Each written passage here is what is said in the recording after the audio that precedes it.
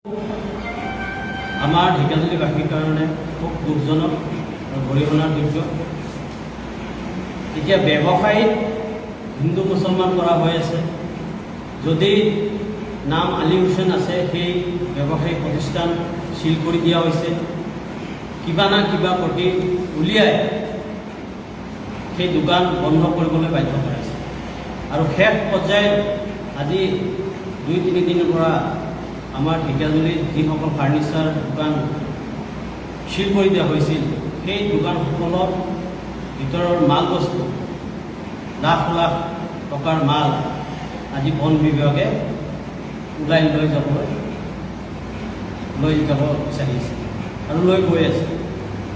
আমি এই বন বিভাগক ক'ব বিচাৰিছোঁ, যদি এই ব্যৱসায়িক সকলৰ কিবা কাগজ পত্ৰ কম আছিলে বা কমি আছিলে, ইমান দিনে এই ব্যৱসায়িক কেনেকুৱা চলি আছে? আজি 6 মাহ আগত আজি বিজেপি চৰকাৰেই আছিলে।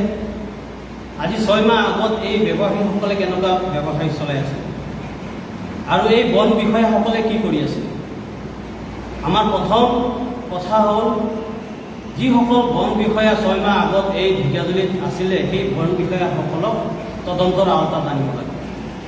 যদি কাগজ পত্ৰ কমেই আছিলে, ইমান দিনে তেখেতসকলে এই দোকানীসকলৰ পৰা কিবা মুনাফা লৈ আছিলে নেকি? আজি হঠাৎ এই মুছলমান দোকান বাছি বাছি কিয় দোকান চিল কৰা হৈ আছে, কিয় দোকানৰ পৰা মাল উলিয়াই লৈ যোৱা হৈছে, কোনো কাগজ পত্ৰ নোচোৱাকৈ? আমি ক'ব বিচাৰিছোঁ, এই ইয়াত ঢেকিয়াজুলি শ্বহীদ নগৰী, ইয়াত হিন্দু মুছলমান আমি সৰুৰে পৰা ইয়াতে আমি মিলিজুলি আছিলোঁ আৰু আছোঁ।